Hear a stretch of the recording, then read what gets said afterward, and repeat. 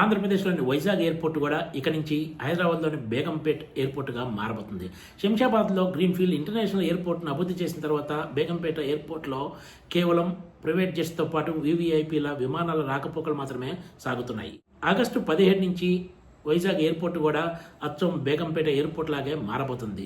ఎందుకంటే అక్కడ కూడా కేవలం ప్రైవేట్ జెట్స్ వీవీఐపీల విమానాలకు మాత్రమే అనుమతించబోతున్నారు. వాణిజ్య విమానాలు ఆగస్టు 15 నుంచి భోగాపురం ఇంటర్నేషనల్ ఎయిర్పోర్ట్ నుంచే కార్యకలాపాలు ప్రారంభించబోతున్నాయి. ఈ మేరకు కేంద్ర పౌర విమానయాన శాఖ నోటిఫికేషన్ జారీ చేస్తుంది.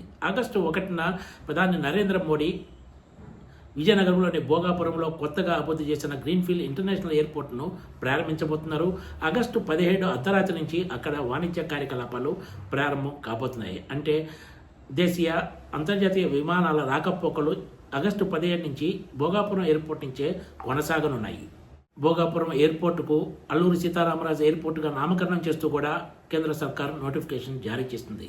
విశాఖపట్నం ఎయిర్పోర్టుకు ఉన్న VTZ కోడ్ను భోగాపురం ఇంటర్నేషనల్ ఎయిర్పోర్టుకు బదిలీ చేస్తూ నిర్ణయం తీసుకున్నారు.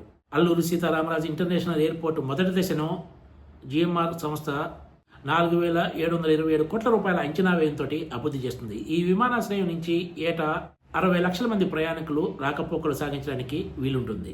భోగాపురం ఎయిర్పోర్ట్ నుంచి ప్రయాణించే దేశీయ ప్రయాణికులు ఒక్కొక్కరు యూజర్ డెవలప్మెంట్ ఫీజు కింద 835 రూపాయలు చెల్లించాల్సి ఉంటుంది. ఈ ఎయిర్పోర్ట్లో దిగే వాళ్ళ దగ్గర నుంచి EDF కింద 355 రూపాయలు వసూలు చేస్తారు. అదే అంతర్జాతీయ ప్రయాణికుల నుంచి అయితే భోగాపురం ఎయిర్పోర్ట్ నుంచి అంతర్జాతీయ గమ్యస్థానాలకు వెళ్లే వాళ్ళు 1,255 రూపాయలు, విదేశాల నుంచి భోగాపురం ఎయిర్పోర్ట్లో ల్యాండ్ అయ్యే వాళ్ళు 545 రూపాయలు EDF కింద కట్టాల్సి ఉంటుంది. ఇవన్నీ కూడా టికెట్ ధరలోనే కలిపి ఉంటాయి. భోగాపురం ఎయిర్పోర్ట్ EDF ఛార్జీలు హైదరాబాద్లోని శంషాబాద్ అంతర్జాతీయ విమానాశ్రయం కంటే ఎక్కువగా ఉన్నాయి. Please subscribe TCTV.